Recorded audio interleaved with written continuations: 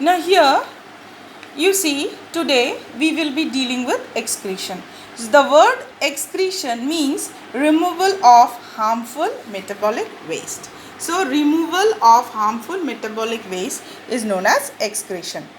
So these metabolic waste, actually these are not required by the body of any organism, so it has to be removed. Now you see, in unicellular animals, for example in amoeba, paramecium, simply the metabolic waste diffuses into the surrounding, or sometimes you see there is a contractile vacuole. The contractile vacuole in amoeba helps to release the metabolic waste material. Now if we come to multicellular organisms, some animals have got a specialized excretory organs. For example, planarium, or you can call it as a flatworm, they have flame cells. You don't have to go into the detailed structure, just remember the name. Nephridia, you find it in earthworm. Malpighian tubule, you find it in prawns. Okay. Now what the excretory material? Now excretory material means what is actually removed during the process of excretion. For example, you see lower animals like fishes, they remove ammonia. Simply ammonia, and mainly it is a very dilute form of metabolic waste. So fishes and lower animals, they excrete ammonia. Mammals excrete urea, uric acid and creatine, and birds, they don't have a urinary bladder. They discharge copious urine, and this is mainly of uric acid only. Now you see, the main process of excretion in animals, mammals, everything is done by the kidney. So kidney is used to release urea from the blood, and what is the functional unit of kidney is nephron. See, the diagram of nephron is very important. Basically the diagram of a kidney or diagram of a nephron generally comes in your board exam, so you have to deal it properly. Now here you see, it is a rough diagram of a kidney as found in a mammal. So these two are pair of bean shaped organs attached to the pelvic girdle of the body. Now here the vein, the inferior vena cava, supplies blood to the kidney. Basically the function of the kidney is a filtration organ. Now here you see, this is the ureter going through the urinary bladder, and urethra is the outer aperture of the excretory system. Now function of the urinary bladder is nothing but it simply stores the urine for a temporary timing. Kidney acts as a filter, and this ureter is actually a connecting tubule from the kidney and the urinary bladder. So this is basically the gross structure. Now you see, what is the basically function of a kidney? Apart from filtration, it is a pH regulator. Kidney basically is a pH regulator. Second is removes excess water, and third is maintains homeostasis. Now what is homeostasis? Homeostasis is the capacity of the organism to maintain the internal well-being. For example, it is seen that on a very hot summer day, when perspiration is there, then organism tend to urinate very low number of time. That means the frequency of urination on a hot summer day, when the body needs to restore the water, they control the number of urination frequency. Why? Because to prevent the water loss from the body. So that is homeostasis. So kidney basically functions in three basic patterns. The pH regulator, removes excess water, and homeostasis, and apart from filtration.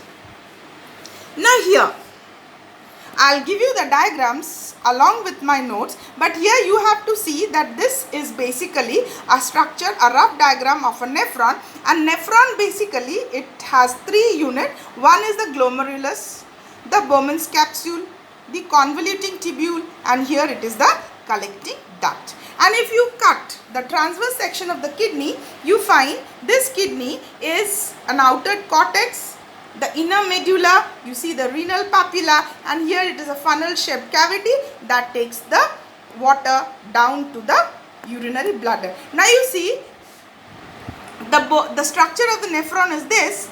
I'll give you a diagram along with it. See, the nephron basically originates in the cortex level. See, cortex level here is basically the nephron. The Henle's loop bends down into the medulla, and here the renal up and the collecting tubule comes up to the renal papilla. Okay. Now you see here.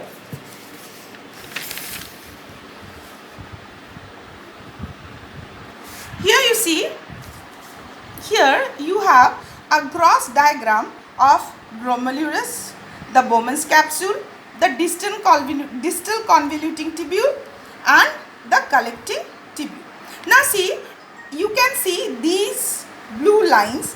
These blue lines actually, they are demarcating the basic function. And you see here it is written as cortex. Here it is written as medulla, and here is the renal papilla. That means what? This portion is there in the cortex of the kidney. The Henle's loop goes down to the medulla, and the collecting ducts inverts the liquid in the renal papilla. So here the glomerulus, it is nothing but a cluster of blood vessels. Here one comes in, that is known as the afferent artery, and here it is efferent. So what happens? They bring the blood to the glomerulus, and here the circumference of the glomerulus simply constrict. Now these are tubes of thin lumen, these are tubes of a larger lumen. So suddenly, if the area is constricted, much amount of liquid is forced out of these capillaries. So what is forced out? This is the Bowman's capsule, and this absorbs the liquid that later goes inside the distal convoluting tubule, then through the Henle's loop, and again go to the collecting duct. Now, if you can see this diagram, you see here it is all a network of capillaries around this. Here I haven't mentioned that for your convenience to understand, but this basically has been function. See, first part, the glomerulus and the Bowman's capsule does the function of filtration. The distal convoluting tubule up to the collecting tubule, here it is known as tubular reabsorption. Whatever excess salt, whatever excess material has been filtered out is again reabsorbed back in these arteries. Okay, it is reabsorbed back in these arteries, and again it is taken away, and simply the water and excess salt, sodium, is removed through these collecting ducts. So basically, if you are asked what is the composition of the urine, here you have urea, uric acid and creatine. Now you see there are certain diseases attached with kidney. First and primary, we find that a kidney failure. So that kidney failure is kidney is unable to do the function of filtration. So that is artificially done by a dialysis. The instrument used is known as a dialyzer, and another one is known as kidney stone.